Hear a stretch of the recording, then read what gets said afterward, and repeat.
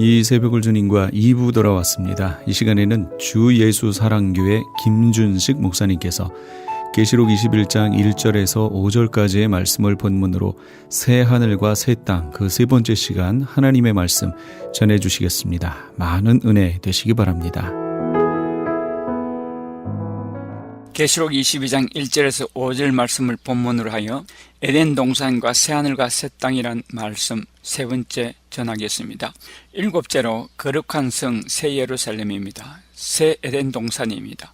계시록 21장 2절 3절에 또 내가 보매 거룩한 성 새 예루살렘이 하나님께로부터 하늘에서 내려오니 그 준비한 것이 신부가 남편을 위하여 단장한 것 같더라. 내가 들으니 보호자에서 큰 음성이 나서 이르되 보라, 하나님의 장막이 사람들과 함께 있으며 하나님이 그들과 함께 계시리니 그들은 하나님의 백성이 되고 하나님은 친히 그들과 함께 계셨어 했습니다. 이 말씀에서 하나님께로부터 하늘에서 거룩한 성 새 예루살렘이 내려온다 했습니다.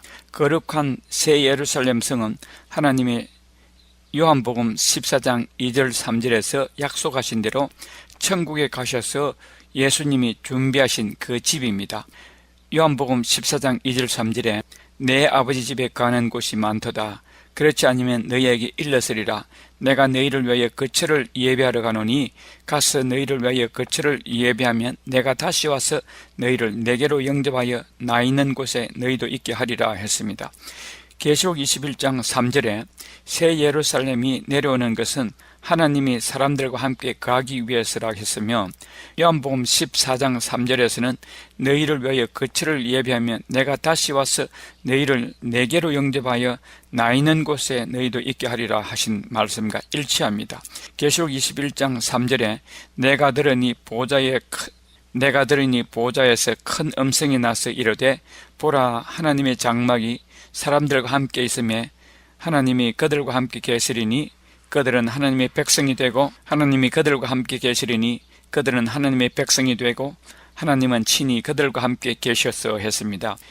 거룩한 성 새 예루살렘이 하나님께로부터 하늘에서 내려온다고 했습니다. 어디로 내려온다는 말입니까? 지구로 내려오고 있습니다. 새 예루살렘 성이 하늘로부터라고 했습니다. 현재 하나님의 보호자가 있는 천국인 별나라로부터 지구로 내려옵니다. 지구로 내려오는 이유는 하나님의 참 자녀들과 영원히 함께 계시기 위해서입니다. 창세기 2장의 에덴 동산에서 아담과 하와가 하나님과 함께 지냈듯이 이제부터 하나님과 부활한 성도들이 하나님과 영원히 함께 지낼 것입니다.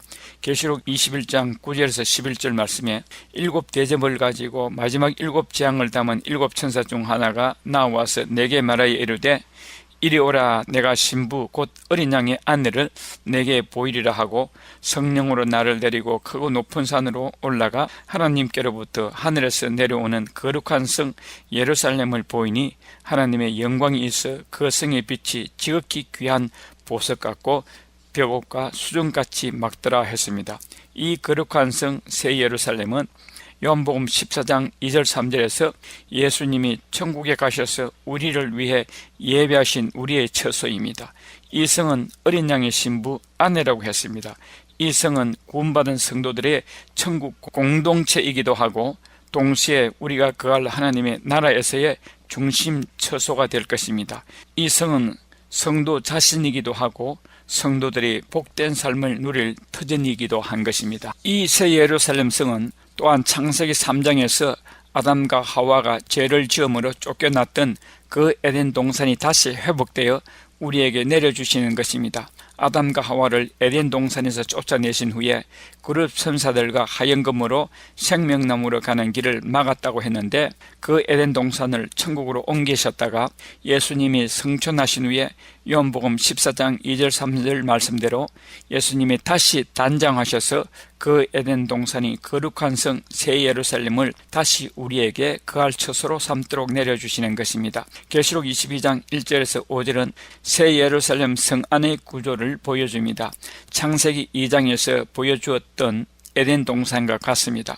생명수 강이 흐르고 생명나무가 있고 아담과 하와가 하나님의 얼굴을 대하여 보았듯이 앞으로 우리가 하나님의 얼굴을 보게 될 것이며 함께 살게 될 것입니다. 계시록 22장 1절에서 5절 말씀에 또 그가 수정같이 맑은 생명수의 강을 내게 보이니 하나님과 및 어린 양의 보좌로부터 나와서 길 가운데로 흐르더라.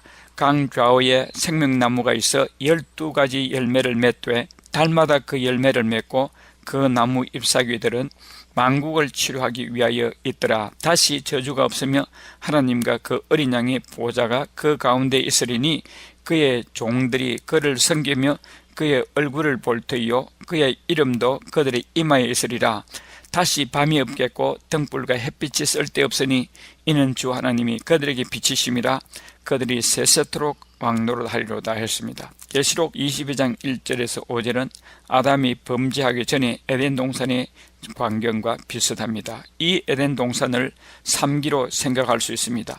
첫 번째 에덴 동산은 창세기 1장 1절에서 완벽하게 창설하셨습니다. 사람이 살기 좋게 조성되었다고 했습니다. 이 에덴 동산은 에스겔서 28장 13절에서 14절에 온갖 보석으로 충만한 아름다운 에덴 동산이었습니다. 이 에덴 동산이 에스겔서 28장 6절에서 루시프로 인해 파괴됩니다. 그 상태가 창세기 1장 2절에 지구가 혼돈, 공허, 흑암의 상태가 되면서 에덴 동산도 파괴되었습니다. 두 번째 에덴 동산은 창세기 2장 8절에서 17절에 지구를 다시 조성하신 후에 에덴 동산을 다시 창설하셔서 아담의 끝으로 주셨습니다. 아담에게 에덴 동산을 가꾸고 지키라고 하셨으며 온 지구를 다스리라고 하셨습니다. 아담과 하와가 사탄에게 속아서 죄를 짓게 되므로 에덴 동산에서 피를 흘리게 됩니다. 그리고 그 에덴 동산에서 쫓겨납니다. 그 에덴 동산은 그룹들과 하연금으로 지키게 했습니다. 세 번째 에덴 동산을 보여주십니다. 이곳은 사탄이 없으므로 다시 죄 지을 수 없는 곳입니다. 하나님의 나라는 하나님의 통치가 미치는 모든 곳입니다. 하나님의 나라는 영원 세계입니다. 하나님의 나라는 우주를 포함합니다. 하나님의 나라는 지구를 포함합니다.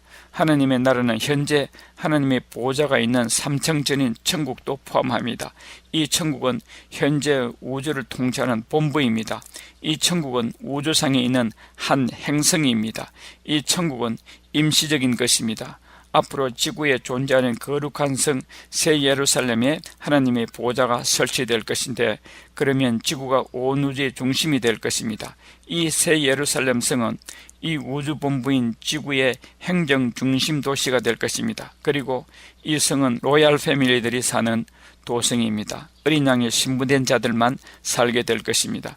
어린 양의 신부는 휴거되어 어린 양의 혼인잔치에 참여한 자들입니다. 여덟째로 많은 아들들을 얻게 하심입니다. 하나님은 영원하십니다. 하나님은 영원세계에 계셨습니다. 영원세계는 시간과 공간도 없고 물질도 없습니다. 그런데 성삼위 하나님께서 한 가지 목적을 가지고 시간세계로 내려오셨습니다. 그래서 우주와 지구와 사람을 창조하셨습니다. 하나님께서 우주를 창조하신 것은 지구를 창조하기 위함이요, 지구를 창조하신 것은 그 가운데 사람을 창조하기 위해서입니다. 그러나 단지 사람을 창조하신 것이 그의 최종 목적이 아니었습니다. 하나님은 사람 가운데서 하나님의 참 자녀를 골라서 그들을 영혼세계로 데리고 들어가는 것이 최종 목적이었습니다. 영원한 인류 구속 역사, 즉 하나님의 참 아들들을 골라내는 과정은 우주 창조, 사탄의 타락, 인간 창조, 인간의 타락, 예수 그리스도의 성육신, 십자가의 죽으심, 부활, 성천, 재림, 천년왕국, 사탄과 그 쫄개들의 심판과 불신자들이 백보자 심판이 있은 후에 선택하신 하나님의 아들들과 함께 영혼세계로의 귀향인 것입니다. 성경은 구원받은 자들을 하나님의 아들이라 했으며 예수 그리스도는 맏아들이라 했습니다. 우리는 그의 형제라 했습니다. 예수님이 부활하시기 전에는 그리스도는 하나님의 독생자이셨습니다. 하나님이 세상을 이처럼 사랑하사 독생자를 주셨으니 누구든지 그를 믿으면 멸망치 않고 영생을 얻으리라 했습니다. 그러나 부활을 통하여 이 독생자가 많은 형제들 가운데서 맏아들이 되셨습니다. 로마서 8장 29절 말씀입니다. 예수님께서 우리를 형제라고 부르시게 된 때는 요한복음 20장 17절 말씀에서부터 시작입니다. 여기서 내가 내 아버지 곧 너희 아버지, 내 하나님 곧 너희 하나님이라 강조하셨습니다. 예수님이 부활하신 이때로부터 정식으로 우리가 하나님의 자녀가 된 것을 선포하시고 계십니다. 요한복음 20장 17절에 예수께서 이르시되 나를 붙들지 말라, 내가 아직 아버지께로 올라가지 아니하였노라. 너는 내 형제들에게 가서 이르되 내가 내 아버지 곧 너희 아버지, 내 하나님 곧 너희 하나님께로 올라간다 하라 하시니 했습니다. 히브리서 2장 10절 말씀에 따르면 하나님은 많은 아들을 영광에 들어가게 하십니다. 이 많은 아들들은 맏아들이신 그리스도의 많은 형제들입니다. 이 말씀은 만물을 창조하신 하나님께서 많은 아들들을 영광의 천국으로 들어가게 하시는 일에 예수 그리스도를 십자가에 못 박아 보혈을 흘리시고 죽는 고난을 받는 방법으로 하셨다는 것입니다. 히브리서 2장 10절에서 13절 말씀, 히브리서 2장 10절에서 13절 말씀, 만물이 그를 위하고 또한 그로 말미암아 이가 많은 아들들을 이끌어 영광에 들어가게 하시는 일에 그들의 구원의 창시자를 고난을 통해 온전하게 하심이 합당하도다. 거룩하게 하시는 이와 거룩하게 함을 입은 자들이 다 한 근원에서 난지라. 그러므로 형제라 부르시기를 부끄러워하지 아니하시고 이르시되 내가 주의 이름을 내 형제들에게 선포하고 내가 주를 교회 중에서 찬송하리라 하셨으며, 또 다시 내가 그를 의지하리라 하시고 또 다시 볼지어다 나와 및 하나님께서 내게 주신 자녀라 하셨으니 했습니다. 로마서 8장 14절에서 17절은 하나님께서 예수 그리스도의 형제요 하나님의 자녀된 성도들이 하나님의 아들이 된 사실을 확인시켜 주시는 말씀인 것입니다. 무릇 하나님의 영으로 인도함을 받는 사람은 곧 하나님의 아들이라. 너희는 다시 무수하는 종의 영을 받지 아니하고 양자의 영을 받았으므로 우리가 아빠 아버지라고 부르짖느니라. 성령이 친히 우리의 영과 더불어 우리가 하나님의 자녀인 것을 증거하시나니 자녀이면 또한 상속자 곧 하나님의 상속자요 그리스도와 함께한 상속자니 우리가 그와 함께 영광을 받기 위하여 고난도 함께 받아야 할 것이니라. 생각하건대 현재의 고난은 장차 우리에게 나타날 영광과 비교할 수 없도다 했습니다. 계시록 21장 7절에서도 이기는 자는 이것들을 상속으로 받으리라. 나는 그의 하나님이 되고 그는 내 아들이 되리라 했습니다. 아홉 번째, 다 이루었다. 하나님은 사람을 창조하셔서 그들 가운데 참 하나님의 아들들을 골라내시는 과정, 즉 영원한 인류 구속 사역을 이루시기 위해 4가지 과정을 두셨습니다. 그 과정들을 하나씩 이루실 때마다 다 이루었다고 선포하셨습니다. 신구약 성경을 통해서 하나님께서 다 이루었다고 선포하신 것이 4번 있습니다. 그 4번 중에 한 번은 구약 성경 창세기 2장 1절에서 2절에서 서술적으로 진술하셨고, 나머지 3번은 모두 신약 성경에 있습니다. 신약에서 나오는 다 이루었다는 선포적입니다. 첫 번째로 다 이루었다는 창세기 2장 1절에서 2절에 있습니다. 천지와 만물이 다 이루니라 해서 하나님께서 천지 만물과 그 가운데 사람을 창조하신 것을 다 이루셨다는 것입니다. 천지 창조를 6해 동안 완성하심으로 7째 되는 날에 안식하셨다고 하셨습니다. 이 말은 하나님께서 창조하시기로 작정하시고 계획하셨던 모든 것을 완성하신 것을 보여줍니다. 성경에서 다 이루었다고 선포하시는 말씀은 인류 구원 역사와 관계가 있습니다. 이와 같이 천지 창조와 인간 창조를 다 이루므로 인류 구원의 계획의 한 과정이 다 이루어졌습니다. 두 번째로 다 이루었다는 말은 신약성경 요한복음 19장 30절에 있습니다. 예수께서 신포도주를 받으신 후에 이르시되 다 이루었다 하시고 머리를 숙이니 영혼이 떠나가시니라 했습니다. 두 번째 다 이루었다는 말은 우리 주님께서 십자가에 못 박히셔서 운명하시기 직전에 하신 말씀입니다. 주님께서 십자가상에서 마지막으로 하신 7말씀이 있습니다. 가상칠언이라고 하는데, 가상칠언은 너무나 중요한 말씀입니다. 사람이 마지막 죽을 때에 하는 말을 유언이라고 합니다. 유언은 그 사람이 일생을 결론짓는 말입니다. 인생을 뜻있게 살려고 했던 사람들은 죽을 때에 뜻있는 마지막 말을 자녀들에게 남기려고 합니다. 그 자녀들도 아버지나 어머니의 마지막 부탁을 잘 지키려고 합니다. 그러므로 하나님이신 우리 주님께서 십자가상에서 하신 7마디 유언이 얼마나 중요하겠습니까? 예수님께서 무엇을 다 이루었다고 생각하십니까? 삼위일체 하나님께서 만세 전부터 계획하신 인류 구속의 길을 여는 일을 다 이루었다는 말씀입니다. 아담과 하와가 에덴 동산에서 뱀에게서와 선악을 알게 하는 나무의 과실을 따먹음으로 죄 아래 있게 된 우리 인생들을 구원하실 것이란 언약이 성취되었다는 말씀인 것입니다. 창세기 3장 15절에 내가 너로 여자와 원수가 되게 하고 내 후손도 여자의 후손과 원수가 되게 하리니 여자의 후손은 내 머리를 상하게 할 것이요 너는 그의 발꿈치를 상하게 할 것이니라 하신 말씀을 다 이루셨다는 것입니다. 만약 주님께서 십자가상에서 이 다 이루었다는 말씀을 하시지 않았다면 주님의 구속사역 십자가에 못 박히신 일이 이루어졌는지 어쩐지 알 수 없었을 것입니다. 그렇지 않아도 기독교를 음해하는 사탄의 무리가 얼마나 엉터리로 때를 쓰는데 주님께서 다 이루셨다고 말씀하시므로 우리는 주님을 믿게 된 것입니다. 예수님이 십자가에 달리셔서 죽음 직전에 하신 이 말씀은 창세기 3장 15절의 언약이 이루어졌다는 것을 알리기 위해 의도적으로 하신 말씀입니다. 로마서 5장 12절에 이름으로 한 사람으로 말미암아 죄가 세상에 들어오고 죄로 말미암아 사망이 왔나니 이와 같이 모든 사람이 죄를 지었으므로 사망이 모든 사람에게 이르렀느니라 했습니다. 그리고 19절에 한 사람이 순종치 아니함으로 많은 사람이 죄인 된 것 같이 한 사람이 순종하심으로 많은 사람이 의인이 되리라 했습니다. 두 번째로 다 이루었다고 선포하신 이 말씀으로 우리가 죄 용서받게 되었습니다. 우리가 의인이 된 것입니다. 하나님의 영원하신 인류 구속의 역사의 두 번째 과정이 다 이루어졌다는 말씀입니다. 세 번째로 다 이루었다는 말씀은 요한계시록 16장 17절에 있습니다. 요한계시록 16장 17절에서 21절 말씀, 일곱째 천사가 그 대접을 공중에 쏟으며 큰 음성이 성전에서 보좌로부터 나서 이르되 되었다, it is done 하시니 번개와 음성들과 우레소리가 있고 또 큰 지진이 있어 얼마나 큰지 사람이 땅에 있어 온 이래로 이같이 큰 지진이 없었더라.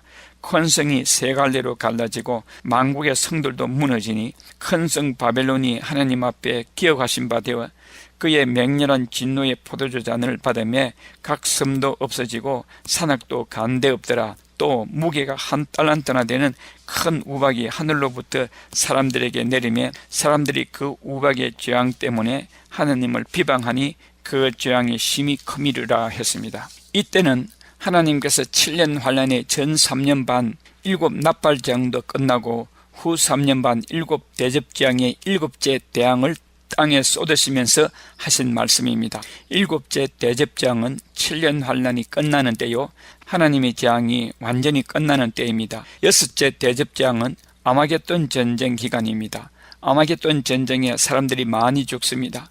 아마겟돈 전쟁은 주로 전쟁에 참여한 군인들 중심으로 죽임을 당하는 것입니다. 아마겟돈 전쟁의 결과는 백마타신 예수 그리스도 입에서 나온 검이 전쟁에 참여한 군인들을 다 죽인 것입니다. 그리고 사탄과 그 쫄개들은 잡아 무정행에 가두고 적그리스도와 거짓 선지자는 산채로 불못에 던져집니다.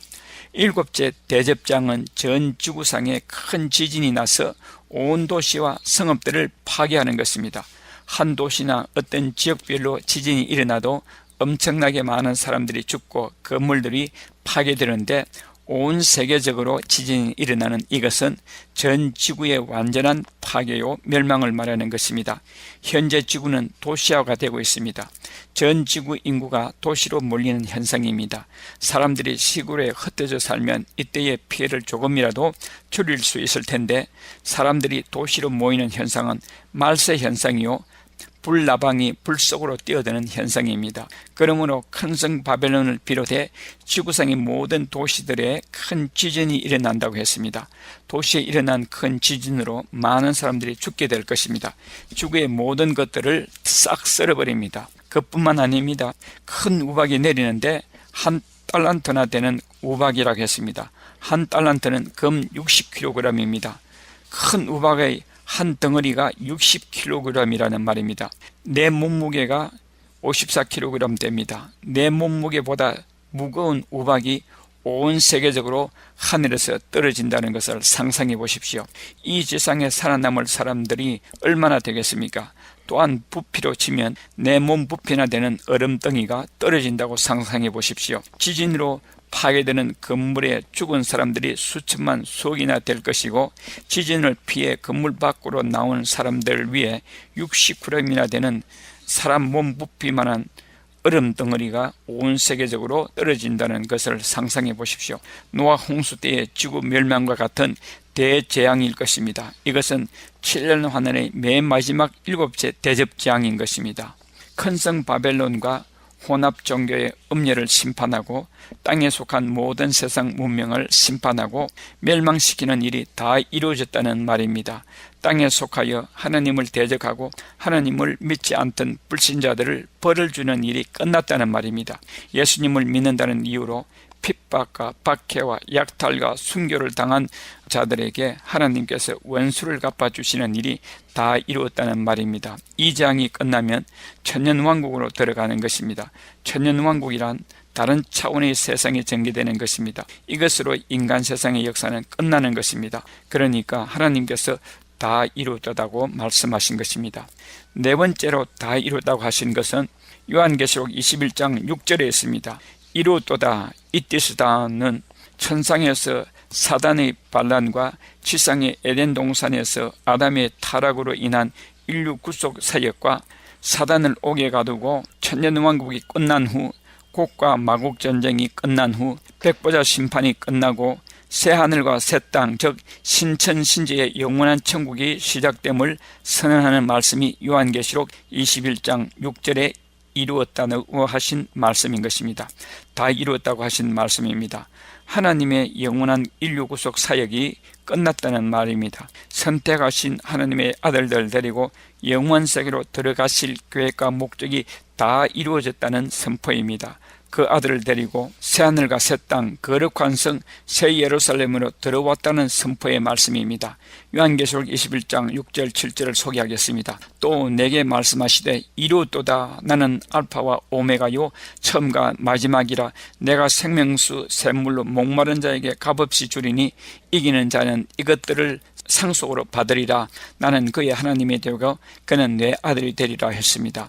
하나님은 영원하신 분이십니다. 하나님은 시작도 없고 끝도 없으신 분입니다. 그런데 하나님은 시작도 없고 끝도 없으신 분입니다. 그런데 주님께서 나는 알파와 오메가요 처음과 마지막이라고 하신 말씀은 무슨 말씀이겠습니까? 그것은 천지 창조에서 천지를 시작하신 분이시라는 의미에서의 알파요 처음이시며, 사탄과 그 쫄개들과 사탄을 따르던 자들을 심판하시는 자로서의 세상 역사를 끝내시는 분이라는 의미에서 오메가요 마지막이란 뜻입니다. 그리고 우리 인간을 창조하시고 구원하시는 의미에서의 처음이시요, 사탄과 악한 자들을 심판하시고 하나님의 자녀들을 이끌어 영원세계로 들어가신다는 의미에서 나중이라는 뜻입니다.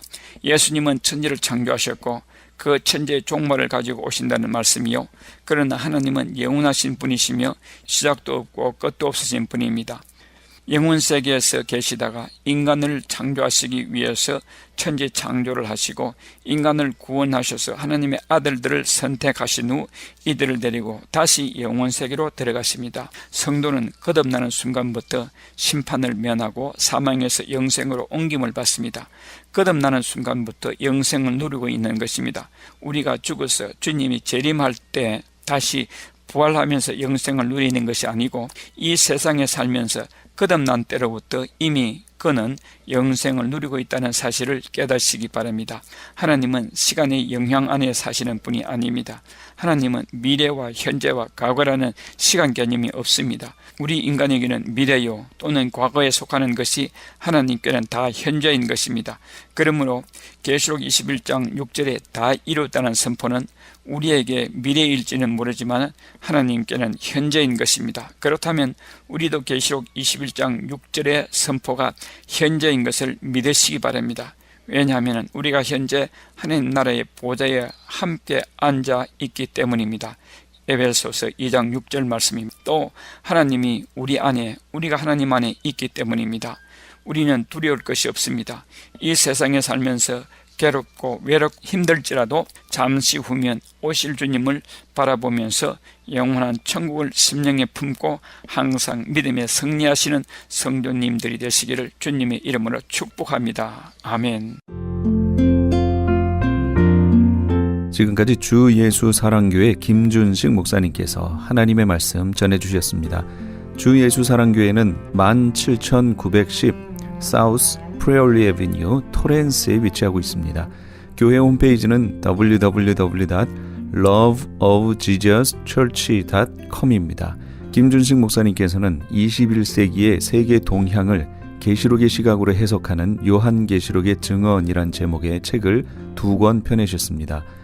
목사님의 책은 일반 서점이 아닌 목사님께 직접 연락하셔서 구입하실 수 있습니다.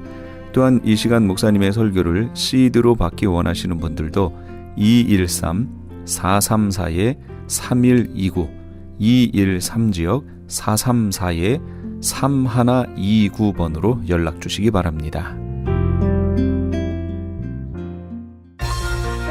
유태인이 만든 특수영양제 M3 들어보셨어요? 곡식의 눈, 과일씨, 껍질, 약초의 뿌리로 만든 특수 영양제 M3. 혈압, 당뇨, 아토피, 천식, 비만 등 무슨 병이든 큰 효과를 주는 신비의 영양제 M3. 서울대학병원 7곳, 고려대학병원 2곳에 입점되어 더욱 믿을 수 있는 M3의 효능. 213-435-9600, 213-435-9600 M3 정직한 마음으로 권해드립니다.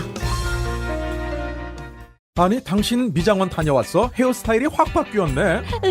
홈쇼핑월드 차홍 고데기로 마술을 부렸지. 홈쇼핑월드 차홍 고데기. 차홍 허니앤비 샴푸로 머리 감으면서 차홍 헤어두피 마사지를 쓰면 머릿결이 너무너무 부드러워지고 한 움큼씩 빠지던 머리카락도 눈에 띄게 덜 빠져. 차홍 고데기 너무 좋아. 그럼 그 웨이브 머리도 당연하죠. 3, 4분이면 이렇게 풍성한 웨이브 머리를 만들 수 있다고요. 너무 이쁘다. 어디서 샀어? 홈쇼핑월드. 가격 만족, 품질 만족, 행복한 쇼핑. 활가와 웨스턴 홈쇼핑 월드.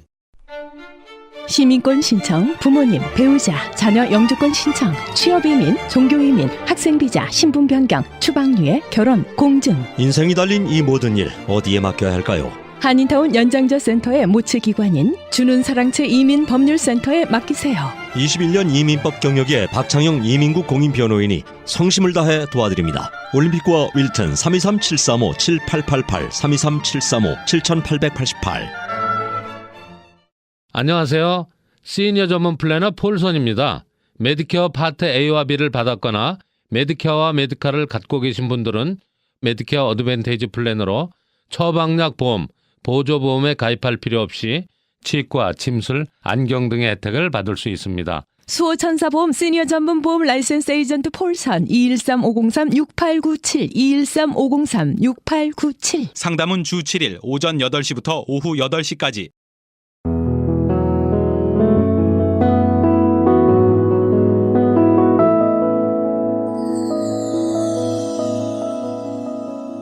지금 여러분께서는 AM 1650과 인터넷을 통해 미 전역과 전 세계로 방송되는 크리스찬 헤럴드의 이 새벽을 주님과 2부 함께하고 계십니다. 방송 시간과 설교 편성표는 크리스찬 헤럴드 신문 주간 편성표나 홈페이지chtv1888.org에서 확인하실 수 있습니다. 계속해서 프레이즈 교회의 정대철 목사님께서 로마서 5장 12절에서 14절까지의 말씀을 본문으로 오실 자의 모형 아담이란 제목의 하나님의 말씀 전해주시겠습니다. 많은 은혜 받으시기 바랍니다. 저건 잘못한 건데 그런데 처벌을 못해. 그걸 처벌할 수 있는 법이 없는 거예요. 법이. 그걸 처벌할 수 있는 법이 없으면 처벌을 할 수가 없는 거예요. 죄인데 죄가 되지 않아. 법이 없으면. 율법은 그와 같은 역할을 한단 말이에요. 죄를 죄로 깨닫게 하는 역할을 한단 말이에요. 특별히 하나님 앞에서의 범죄, 더더군다나. 율법의 기능을 아시겠습니까? 우리가 요한계시록을 공부하지 않습니까? 요한계시록에 있어서 요한계시록에는 많은 핵심 키워드들이 있지만 그 요한계시록의 여러 가지 핵심 단어들 가운데 가장 중요한 키워드가 뭔지 아세요? 따라합시다. 회개하라. 회개하라. 요한계시록은요 회개하라예요. 그걸 어떻게 표현을 해요? 계시록 적인 표현으로 얘기하면 옷을 빨아라. 따라합시다. 옷을 빨아라. 흰 옷을 입으라. 무엇에다가? 예수님의 보혈로 옷을 빨으래요. 예수님의 보혈은 빨간색인데 거기다가 옷을 빨으면 빨간 옷이 될 텐데 왜 그걸 보혈에 빨면 흰 옷이 된다고 자꾸 얘기하지? 무슨 얘기입니까? 회개하라는 얘기예요. 회개. 그런데 회개를 하려면 그 전에 전제되어야 되는 게 있어요. 뭡니까? 회개를 한다는 것은 죄를 고백하고 용서를 구한다는 건데 죄를 알아야지. 내가 뭘 잘못했는지를 알아야 회개를 할 거 아니에요. 아니 내가 뭘 잘못했는지를 모르는데 나 뭐 잘못했으니 용서해 주십시오 라고 말할 게 없잖아요. 율법이 그런 기능을 한다는 거예요. 죄를 죄로 깨닫게 하는 기능이 율법이라는 거예요. 그래서 율법이 얼마나 중요한 건지를 우리가 알아야 돼요. 예수님이 율법을 폐하려고 오신 게 아니라는 거예요. 이제 믿음으로 말미암아 구원을 얻으니까 율법은 더 이상 필요 없다? 아니라는 거예요. 제가 요즘에 읽고 있는 책이 있습니다. 책 제목이 이겁니다. 크리스천들도 율법을 지켜야 한다. 책 제목이에요. 크리스천도 율법을 지켜야 한다. 요즘이 아니라 보통의 일반적으로 교회에선 그런 설교하지 않습니다. 저도 그렇게 배우지 않았고요. 저도 그렇게 설교 듣지 않았어요. 또 그동안도 저도 역시 그런 설교를 한 적이 없어요. 율법이 아니지. 율법이 아니야. 율법으로는 구원을 받을 수가 없으니까 믿음으로 말미암아 구원을 얻는 거지. 네, 맞아요. 그것이 이신칭의입니다. 그런데 그러므로 인해서 율법이 필요 없느냐라는 거죠. 아니라는 거예요. 말씀드린 대로 율법은 죄를 깨닫게 만든다는 거예요. 죄를 깨달으면 우리는 무엇을 해야 돼요? 회개를 해야 돼요. 회개하지 않으면 어떻게 된다고요? 난다는 거예요. 14절입니다. 이 14절 말씀이 사실은 오늘 말씀의 결론인데 14절 같이 읽읍시다. 시작. 그러나 아담으로부터 모세까지 아담의 범죄와 같은 죄를 짓지 아니한 자들까지도 사망이 왕노릇하였나니 아담은 오실자의 모형이라. 여러분 절 보세요. 아담으로부터 모세까지 무슨 시대입니까? 율법이 있기 전 시대를 지금 이야기하는 거죠. 율법이 있기 전까지 아담의 범죄가 뭐였어요? 선악을 알게 하는 나무의 열매를 따먹지 말라고 했던 거. 그 범죄, 명령을 어겼어요. 무슨 죄라고 그래요? 그걸 우리는 명령을 어겼으니까 불순종이라고 얘기하는 거예요. 불순종. 그런데 여기 중요한 말이 있어요. 아담의 범죄와 같은 죄를 짓지 아니하는 자들까지도 사망이 왕노릇했대. 여기서 선악과 따먹으신 분 계세요? 난 안 따먹었어. 난 결백해 진짜. 절대로 나는 따먹은 적이 없어요. 그 근처도 가본 적이 없어. 본 적도 없어. 근데 나만 그래요? 여기 계신 여러분도 다 마찬가지예요. 여러분 본 적 있어요? 선악을 알게 하는 나무의 열매가 사과나무처럼 생겼는지 감나무처럼 생겼는지 무슨 뭐 수박 한 덩어리 오늘 아주 수박 맛있는 거 여러분 기대하십시오. 우린 본 적도 없어. 오늘 본문에 보세요.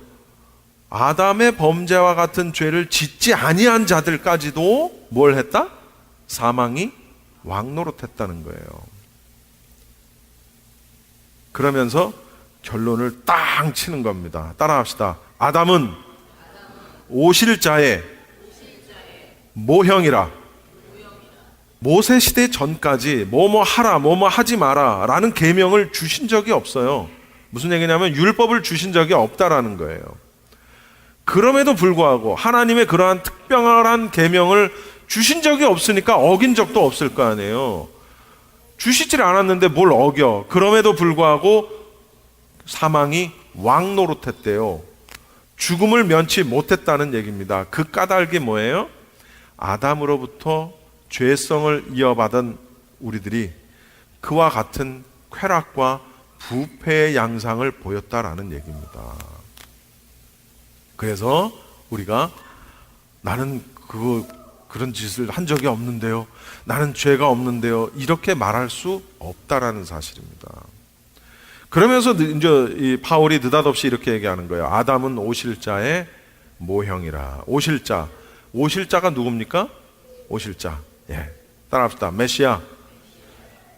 예수 그리스도 모형이래요. 여기서 모형이라는 표현을 썼습니다만 이 말은 무슨 말로 적절하게 대체가 되냐면은 예표. 따라합시다. 예표.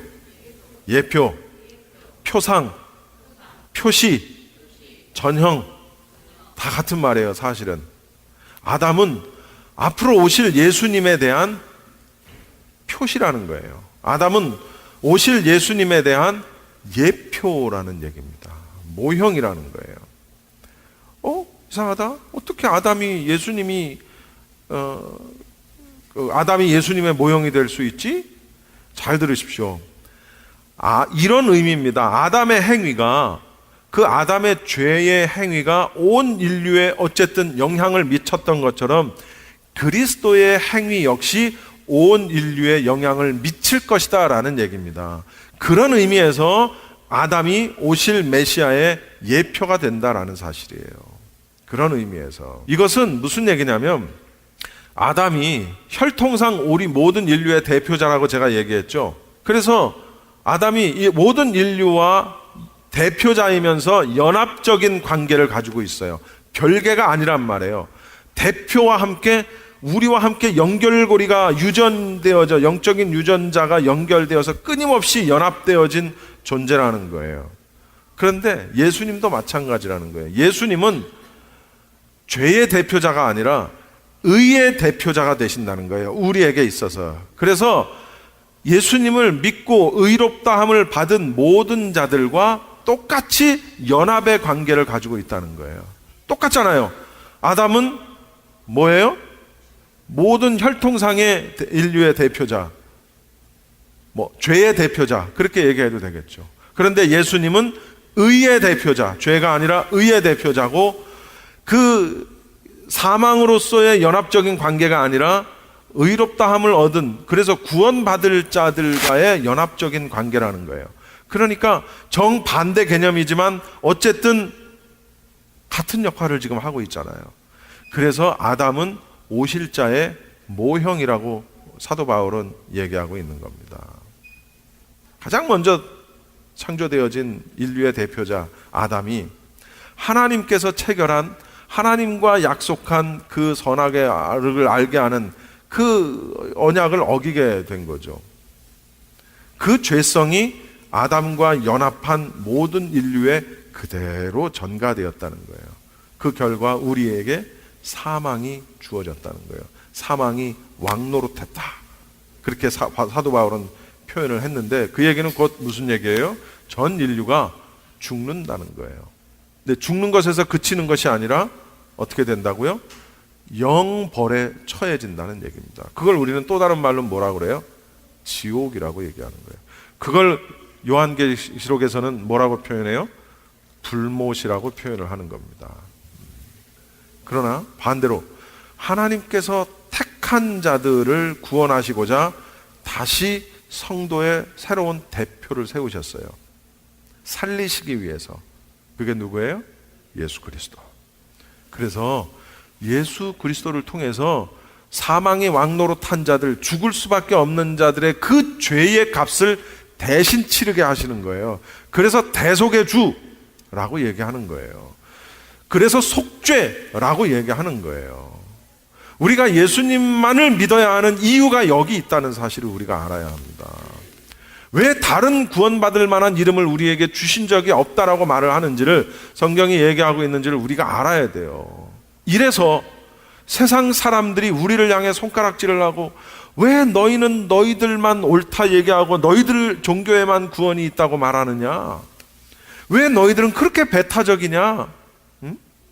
그래서 일부 기독교 목사들 가운데는요, 너도 구원이 있고 나도 구원이 있다라고 말하는 사람들이 있어요. 이해가 안 되는 거야. 세상 사람들이 그렇게 이야기하는 거는 it's okay, 뭐 그럴 수밖에 없고, 일면 이해가 가는 측면이 있어요. 그러나 목사들 중에도 그런 얘기를 하는 사람들이 있다니까. 여러분, 대표와 연합의 원리에 의해서 이것은 굉장히 중요합니다. 그런 목회자 밑에서 신앙생활하는 사람들은 다 지옥 가는 거예요.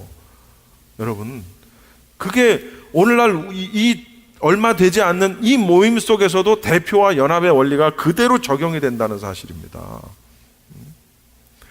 불과 20명, 25명 남짓한 성도들이 모여 있지만은 이 교회의 대표는 누굽니까? 상윤입니까? 아니요. 이 교회, 우리 교회, 프레이즈 교회의 대표는 정대철 목사예요. 아직까지는. 목사가 바뀌면 또 다른 사람이 대표가 되겠죠. 그러면 지금 여러분 앉아서 제 설교를 듣고 있잖아요. 제가 하는 설교를 듣고 있단 말이에요. 저는 하나님의 말씀을 전한다고 준비를 하고 설교를 하고 있는 거예요. 그리고 여러분은 그 설교를 들으면서 신앙생활을 하는 거예요. 그러니 얼마나 중요해. 내가 여기서 엉뚱한 소리를 하면 여러분은 담임 목사가 얘기했으니까 맞겠거니 생각을 한다니까? 저건 아닌데? 라고 생각하는 사람이 물론 있지만 드물어, 많지 않아. 대부분은 성도들은 목사가 설교하면 그게 맞다고 생각을 한다고요. 우리 왜 흔히 이런 얘기 많이 하죠. 뭐랬대? 그거 누가 얘기했는데? 그거 방송에서 나왔어. 방송에서 나오면 다 맞는 얘기로 안다니까? 방송에서 나왔어도 맞는 얘기, 맞지 않는 얘기 많아요. 목사가 얘기해도 맞지 않는 얘기가 많이 있다고요. 다른 종교에도 구원이 있다라고 얘기하고 다른 종교와 연합하여 아름다운 평화로운 세상을, 화평한 세상을 만들어 나가자라고 얘기하면 얼핏 들으면 좋은 얘기 같지만 그것은 지옥으로 끌고 가는 거예요. 그 대표가 자신과 연합된 교인들의 손을 붙들고 전부 불못으로 끌고 들어가는 거하고 똑같은 거예요. 예? 그래서 여러분 나중에 이사를 가든 어떤 이유로 인해서 프레이즈 교회를 떠나게 되었을 때 여러분이 교회를 정할 때 굉장히 심사숙고해야 된다는 걸 아셔야 합니다. 설교를 들어보고 그 설교가, 그것도 한 번도 아니고 여러 번 들어보고 그 설교가 과연 성경에 맞는 것인지, 성경적인 설교인지 분명히 들어봐야 돼요. 해마다 성탄절이 되면 중들을 데려다가 앉혀놓고 설교를 듣고, 성탄절날 중들이 무슨 설교를 하지? 들어보고 싶어. 언제 한번 기회가 되면 한번 가봤으면 좋겠어. 뭐라고 하는지. 한번 가봤으면 좋겠어. 한번 내 기회가 되면 꼭 가고 싶어. 뭐라고 할까? 거기 밑에서 성도들이 아멘, 아멘 하면서 앉아 있는 거예요. 굉장히 심각한 겁니다. 대표가 누구냐? 그 대표와 연합되어 있는 것이 그래서 중요한 겁니다. 우리는 죄를 짓지 않았다고 하지만 아담이 우리의 대표이기 때문에 우리는 그냥 덩달아 그냥 죄인이 되는 거예요. 억울하지만. 그러나 그와 반대로 예수 그리스도께서 우리의 대표자가 되시면 우리는 덩달아 어떻게 되는 거예요? 의의 열매가 되는 거예요. 의롭다 하고 칭함을 받게 되는 거예요. 왜? 우리의 대표가 의이신 예수님이기 때문입니다. 할렐루야. 이걸 알아야 돼요. 이거를. 그러니까 신앙생활을 복받는 것에 초점을 두시면 안 돼요. 복받는 게 나쁘다는 얘기가 아니라 또 복도 받아야 돼. 또 이 땅에 사는 동안에 복도 받아야지 뭐. 그런데 복이 뭐냐라는 걸 또 알아야 돼. 성경적인 복이 무엇이냐라는 개념을 또 알아야 돼. 그러니까 어쨌든 이 땅에서 잘 되는 것에 그치는 것이 아니라는 거예요. 신앙생활은 나의 대표자, 나와 연합되어진 대표자, 그 예수 그리스도의 의로 말미암아 내가 사망이 왕노릇하는 나였는데 이제는 더 이상 나에게 사망이 왕노릇하지 못하고 누가 왕노릇해요? 주님이 왕노릇하시는 거예요. 천국 백성이 되는 거예요. 할렐루야. 아담의 죄는 사망을 불러일으켰고 그것이 모든 인류의 멸망을 불러옵니다. 그러나 그리스도는 의와 생명이 되어주시고 모든 인류의 구원을 주셨다는 사실입니다. 전혀 다른 원인과 전혀 다른 결과를 지금 가지고 있죠. 그러나 이 모든 것이 대표와 연합의 원리에 근거하고 있다는 사실을 우리가 알아야 합니다. 우리 요한복음 5장 24절 한 절 말씀만 읽고 말씀을 마치겠습니다. 우리 요한복음 5장 24절, 이것은 굉장히 중요한 말씀이기 때문에 여러분이 성경책에다가 꼭 밑줄을 그어주시면 더 좋습니다. 요한복음 5장 24절. 예수 그리스도를 통한 이신칭의라는 것은 바로 이 요한복음 5장 24절 이 개념입니다. 같이 한번 읽어봅시다. 시작. 내가 진실로 진실로 너희에게 이르노니 내 말을 듣고 또 나 보내신 이를 믿는 자는 영생을 얻었고 심판에 이르지 아니하나니 사망에서 생명으로 옮겼느니라. 할렐루야. 내 말을 듣고, 내 말이 누구예요? 예수님. 내 말을 듣고 또 나 보내신 이를 믿는 자는 영생을 얻었고 심판에 이르지 아니하나니 사망에서 생명으로 옮겼느니라.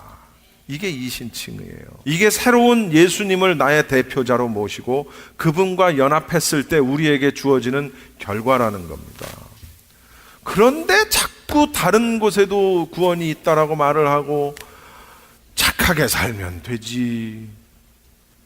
착하게 살면 되는 걸로 그치는 게 아니에요.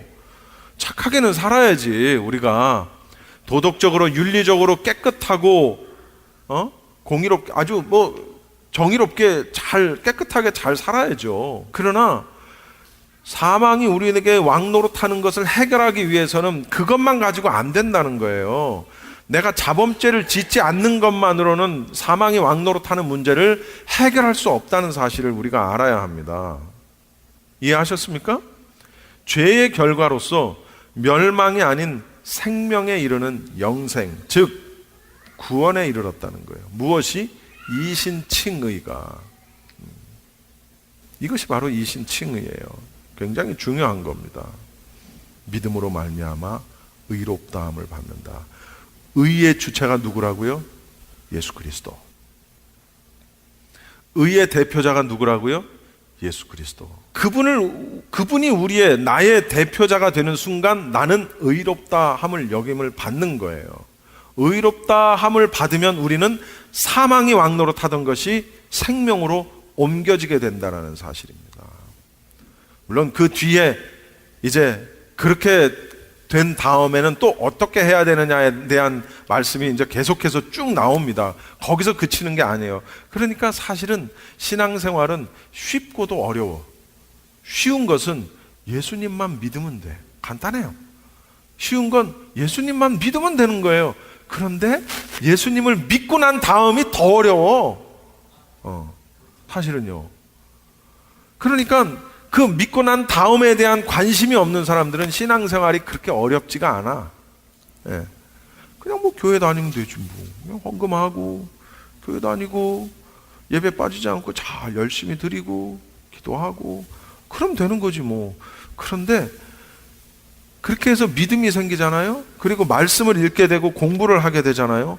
그러면 이거 봐라. 신앙생활이 이게 다가 아니네. 내가 믿음으로 말미암아 의롭게 되어 이신칭의를 받아서 사망에서 생명으로 옮겨졌는데 내가 다시 사망으로 갈 수도 있네 라는 것을 우리가 깨달는 순간 이건 심각한, 이건 아무것도 아닌 게 아니구나. 신앙생활이 쉬운 게 아니구나. 사실 이런 것들을 초신자들에게 설교해도 뭔 소린지도 모르지만 무슨 소린지도 모르겠지만 또 이런 걸 얘기를 하면 너무 부담이 돼. 그럼 어쩌라는 거야. 교회 나오면 된다며. 또 뭘 요구하는 거야. 신앙생활은 갈수록 쉽지 않아요. 사실은 진정한 신앙생활은, 가짜 신앙생활은 어렵지 않아요. 차지도 않고 덥지도 않은 신앙생활은 어렵지 않아요. 그런데 그런 사람은 어떻게 하신다고 그랬어요? 계시록에 토해내버리시겠대요. 토해내버리시겠대요.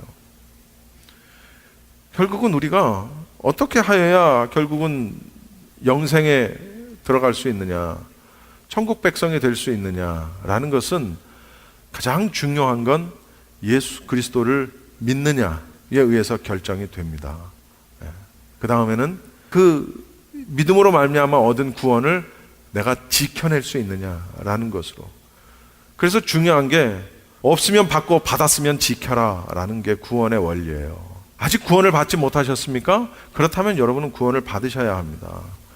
구원을 받으셨습니까? 그렇다면 그것을 지켜야 합니다. 지키는 게, 믿음이 없는 사람은 받는 게 신앙생활이지만 받은 사람은 지키는 게 신앙생활이라는 거죠. 뭐 어떻게 지켜야 되느냐? 성경에 그 얘기만 계속 나오는 거예요. 그 얘기. 그런데 성경 말씀을 모르고 안 읽고 안 듣고 공부하지 않으면 그걸 뭔지 모르니까 그냥 교회만 나오면 되는 거 아닌가? 이렇게 생각하고 간단하게 넘어가 버린다는 거죠. 그래서 어떤 분이 그런 얘기를 하더라고요. 지금 인류 가운데 교회에 다니는 사람들 가운데 예수님이 오시면 구원받을 사람이 과연 교회 안에 10%나 될까? 이런 얘기를 하는 거예요. 오늘 여러분 주보를 보시면 주보 안쪽에 잘못을 인정하는 그리스도인이라는 칼럼이 여기 실려있는, 글이 하나 실려있는데, 여기 여러분이 주의 깊게 비켜봐야 되는 것은 영국인 성도와 대화를 했다고 나와 있죠. 중고등학교 때까지 영국에서 교회를 다니다가 이후에 20년간 교회에 나가지 않은 사람, 그러다가 다시 한국에 와서 교회를 다니고 신앙생활을 하게 된 영국 사람과의 대화. 한국 그리스도인들이 주중에 생활하는 모습을 보면 그리스도인답지 않은 것 같다. 그러나 영국은 그리스도인이 많이 없지만 있는 사람들은 참된 그리스도인이 맞다라는 거예요. 이게 무슨 얘기입니까? 한국은 쭉정이가 많다는 거야. 알고 같이 생겼는데 속은 텅 비어있는 쭉정이가 많다는 거예요. 영국은 아예 곡식 자체가 많지는 않지만 그 곡식은 거의 대부분이 알곡이라는 거예요. 여러분, 곡식과 가라지, 알곡과 쭉정이의 개념을 잘 아셔야 합니다. 곡식과 가라지는, 곡식은 믿는 자들이, 우리 풀어서 설명하면 믿는 자들이고 가라지는 믿지 아니하는 자들이에요. 알곡과 쭉정이는 다 믿는 자들인데 알곡은 진짜 신자고 쭉정이는 가짜 신자를 얘기하는 겁니다. 이걸 하나님이 마지막 날에 가르치겠다는 거예요. 키를 털면 어떻게 돼요? 저도 어렸을 때 그거 많이 봤어요. 동네에서 쌀 갖다 놓고 키질 한다고 그래요. 키질. 키질하면 알곡은 딱 모이는데 쭉정이는 다 날라가. 키질하면 봐가지고는 몰라요. 키질하면 돼. 환난과 역경과 시련이 우리 앞에 닥쳤을 때 진짜 성도는 어떻게 돼요? 더 우리 환난이 우리에게 인내를 주고, 인단은 우리에게 연단을 주고, 연단은 우리에게 소망을 주고, 소망은 우리에게 즐거움을 준다고요. 그런데 가짜 쭉정이 신자는 환난을, 키즈를 통한 환난을 주면 어떻게 된다고요? 인내가 무슨 인내? 그냥 그 즉시 날아가 버린다는 거죠. 날아가 버린다는 거죠. 그러니까 신앙생활을 할 때 내가 알곡인지 쭉정인지, 영국 얘기했지만 또 우리가 제일 싫어하는 일본의 크리스찬들은요, 좀 몇 프로래나? 얼마 안 돼. 일본의 인구가 한 1억 5천만 정도 되는데 거기서 그 비율로 따지면 몇 명이 되지가 않아요. 그렇게 많지 않아요. 그런데 일본 크리스찬들은 거의 알곡이랍니다. 진짜 크리스찬들이 많지 않은 게 문제인 거지, 많지 않지만 그 많지 않은 크리스찬들은 거의 알곡이라는 거예요. 여기 영국도 마찬가지라는 거예요. 그런데 한국은 곡식이 많은데 이게 쭉정이가 많은 거야. 가짜들이 많다는 거야. 그걸 무엇으로 알 수 있느냐? 여기 주중에 생활하는 모습을 보면 결국은 신앙생활이라는 것은 삶으로 드러나지 않으면, 삶으로 증명되지 않으면 안 된다는 거예요. 그래서 김세훈 박사는 칭의와 성화를 동시적인 것으로 봅니다. 이신칭의 그랬으면은 어떻게 돼요? 성화는 삶이라고요. 칭의함을 받았다? 그것은 삶으로서 드러나지 않으면은 칭의가 아니라는 거예요. 그런데 한국 교회는 지금까지 오늘날도 그거 가지고 싸워요. 믿음으로 말미암아 구원을 받는 거지 우리가 어떻게 살았느냐로 구원을 받느냐? 인간이 어떻게 우리가 하나님의 말씀을 잘 지키면서 살 수 있느냐? 이런 식으로 이제 논리 접근을 하는 거죠. 라는 거예요. 한국 크리스찬들도 율법을 지켜야 한다. 여러분, 말씀을 마치겠습니다. 우리는 우리의 새로운 대표자는 예수 그리스도, 할렐루야. 그분과 연합해서 굳건하게 붙어 있을 때 우리는 사망이 왕노릇하는 것이 아니라 생명이 우리에게 왕노릇하는 겁니다. 그리고 그 생명이 우리에게 왕노릇하기 위해서 우리는 끊임없이 우리 자신을 지켜야 해요. 구원이 불완전하기 때문에 그 불완전한 부분을 내가 채우는 개념이 아니에요. 오해하시면 안 됩니다. 하나님의 구원하심이 조금 모자라기 때문에, 혹은 하나님이 한 8, 90%만 구원해 주시고 나머지는 니들이 채워라, 그게 아니에요. 하나님은 믿음으로 말미암아 우리에게 구원을 주셨어요. 믿고 난 다음에 내일 죽는 사람은 어떡할 거야? 그러니까 믿음으로 말미암아 구원함을 주신 것은 완벽한 약속입니다. 그 다음 우리에게 삶이 주어지면 삶으로서 그것을 우리가 지켜야 한다는 사실입니다. 믿으시기 바랍니다. 기도하겠습니다. 지금까지 온마음교회 김종환 목사님께서 귀한 하나님의 말씀 전해주셨습니다. 온마음교회는 1733 노스 뉴햄프셔 애비뉴 LA에 위치하고 있습니다.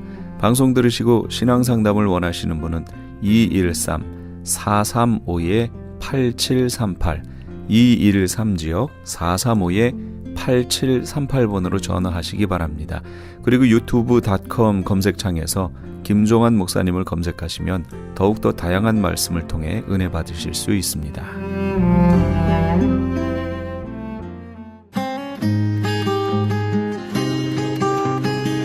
교계 게시판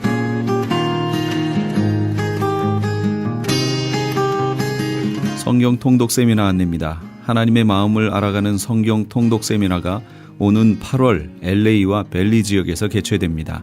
LA 지역은 8월 13일 토요일 오전 9시부터 오후 4시까지 LA 비전교회 본당에서 있으며, 벨리 지역은 그 다음 주 토요일인 8월 20일 토요일 오전 9시부터 오후 4시까지 온누리 교회에서 있습니다. 세미나 강사는 온누리 교회 부목사이신 김권수 목사님이며 5시간 강의를 통해 성경 일독의 효과를 얻게 될 것입니다.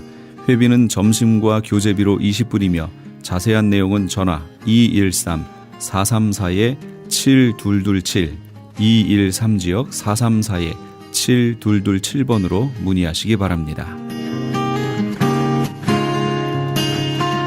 LA 한인타운에 있는 프레이즈 교회에서는 매주 주일 오후 2시와 매주 금요일 오후 7시에 요한계시록 2차 강해가 10월 말까지 진행됩니다. 이방 교회와 대체 신학으로 인해 가려진 이스라엘과는 어떠한 관계가 있는가? 우리가 왜 이스라엘을 알아야 하는가? 이스라엘을 통해 약속하신 하나님의 시간표는 어떻게 되는가 등 말세를 사는 우리들이 지켜보고 준비해야 하는 것들이 무엇이 있는지를 함께 고민하고 나누는 시간이 될 것입니다. 요한계시록 강해를 듣기 원하시는 성도님들은 2668 웨스트 피커 블루버드 피커와 캔모어가 만나는 곳에 있는 프레이즈 교회로 오시거나 전화 213-700-9833 213지역 700-9833번으로 문의하시기 바랍니다.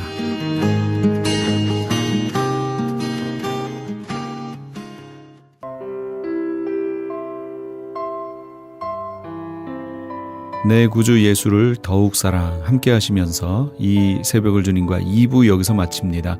잠시 15 후에 3부에서 돌아오겠습니다.